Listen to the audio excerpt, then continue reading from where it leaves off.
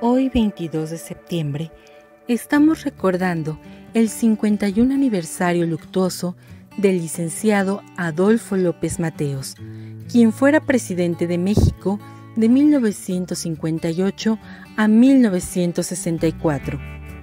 Por parte de la Universidad Autónoma del Estado de México, nos hablarán acerca de este ilustre personaje el profesor Inocente Peñalosa García, cronista universitario, la maestra Estela Ortiz Romo, decana de la universidad, y el doctor Gerardo Novo Espinosa de los Monteros, cronista de la Facultad de Turismo. Los invitamos a ver la siguiente cápsula.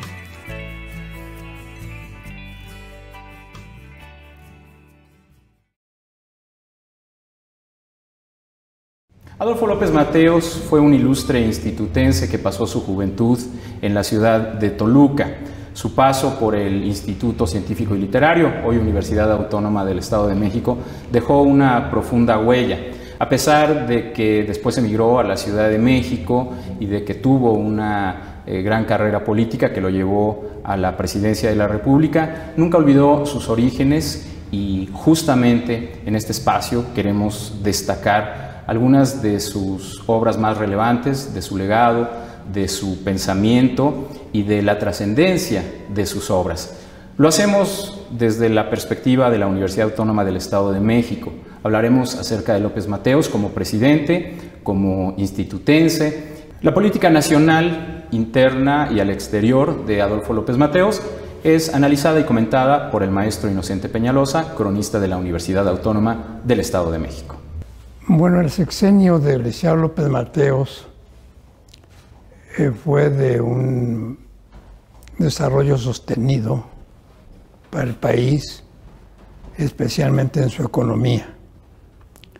López Mateos llegó a la presidencia de la República con una gran imagen, porque como secretario del Trabajo había logrado la resolución de 3,000 discrepancias obrero-patronales sin llegar a la huelga.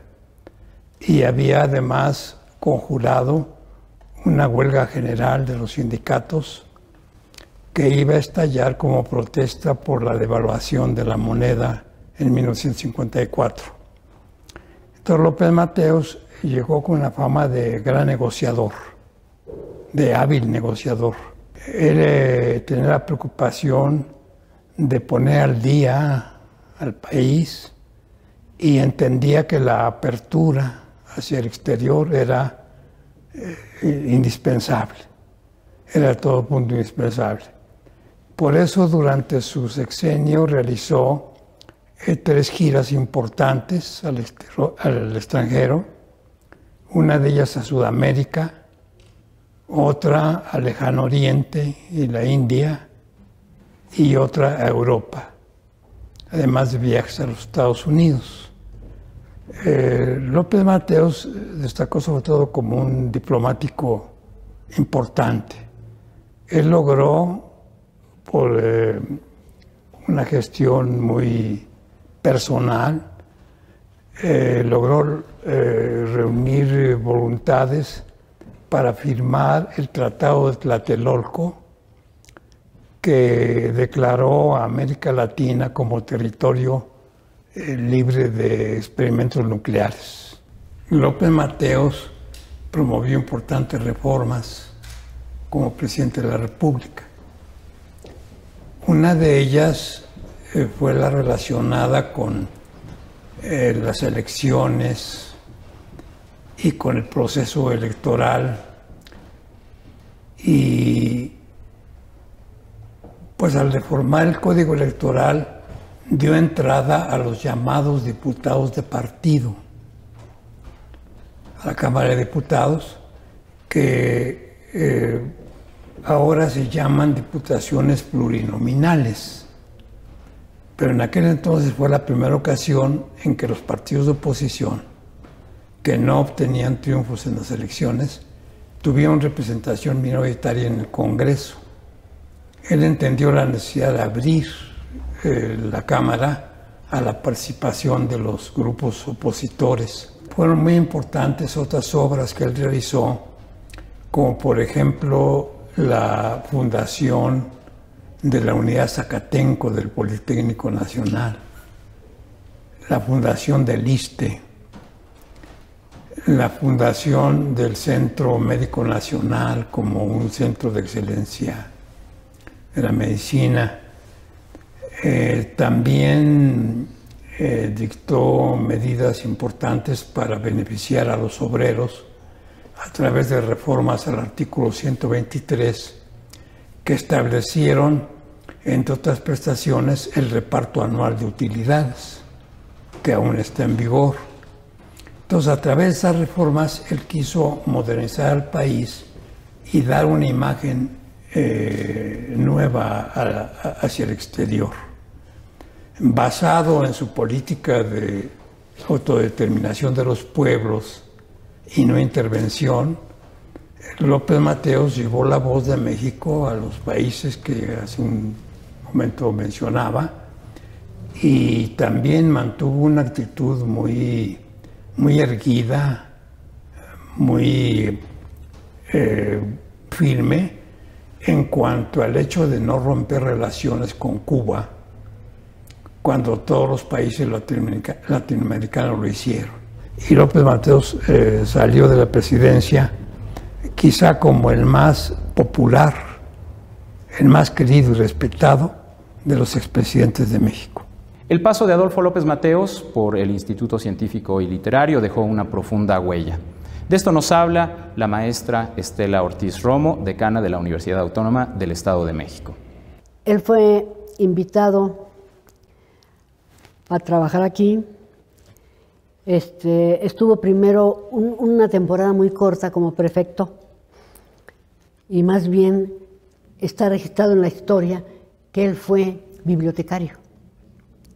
En ese puesto duró más tiempo. Después hubo muchas vicisitudes fuera de aquí, pero a él no se le olvidó ni sus allegados, el amor que desde el principio se le notó por el instituto. Entonces hicieron lo posible porque regresara. Y vino, y lo hicieron por deseos del licenciado Isidro Fabela. Ellos dos se apreciaban mucho. Lo hicieron director del instituto. Y eso ya fue la gran cosa para él.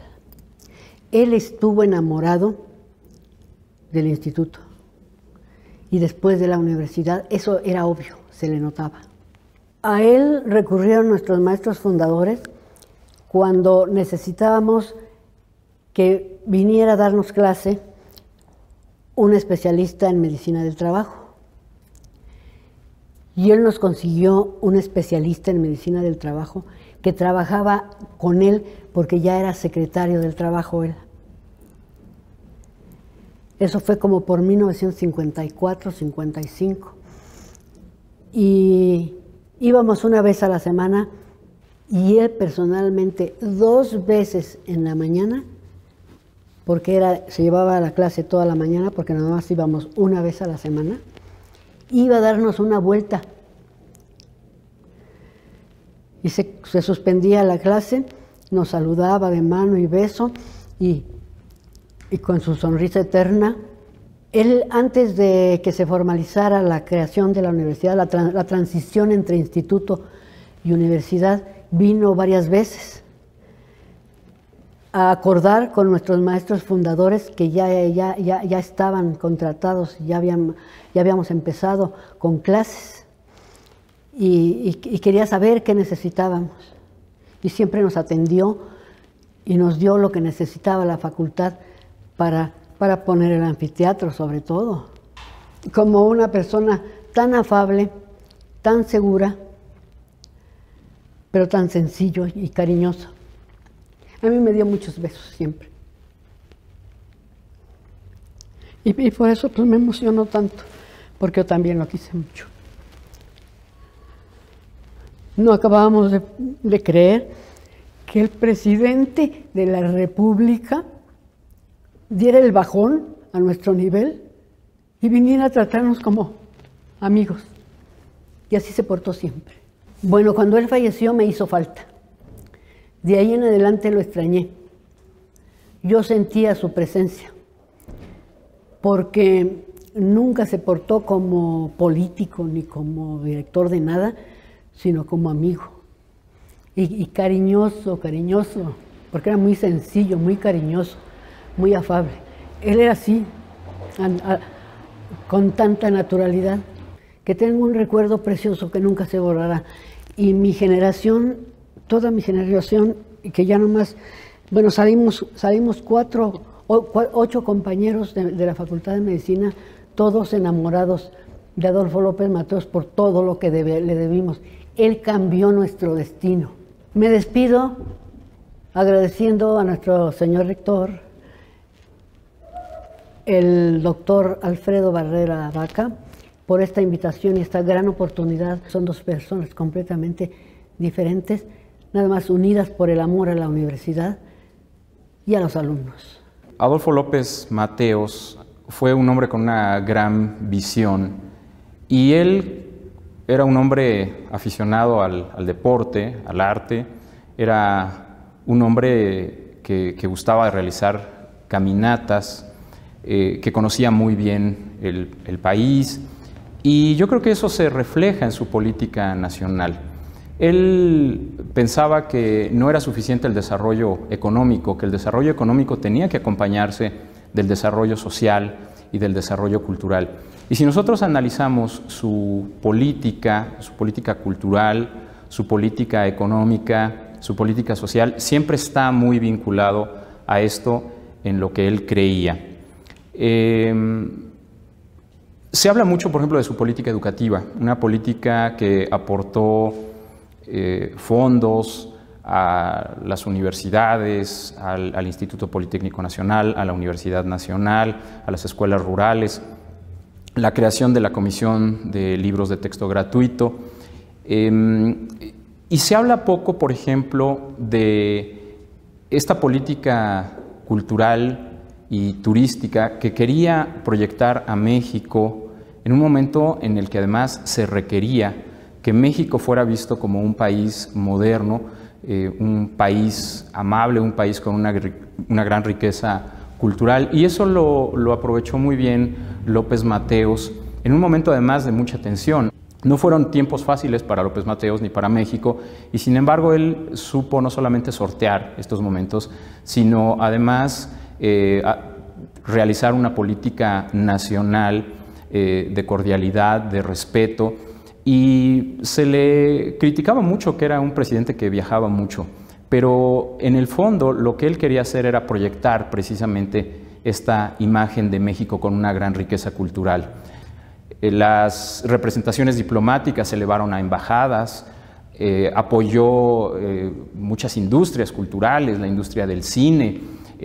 Recordemos que gracias a él se realiza el Festival Cinematográfico de la Ciudad de México y la Reseña de Acapulco, que eran 2 acontecimientos que emulaban o de alguna manera replicaban el modelo de los festivales internacionales, como el de Cannes, donde se concentraban las estrellas, los directores, los escritores, y que además atraían la atención de todo el público. Entonces, él sabía que este tipo de acontecimientos eran un gran escaparate para México, que era una manera de atraer la atención.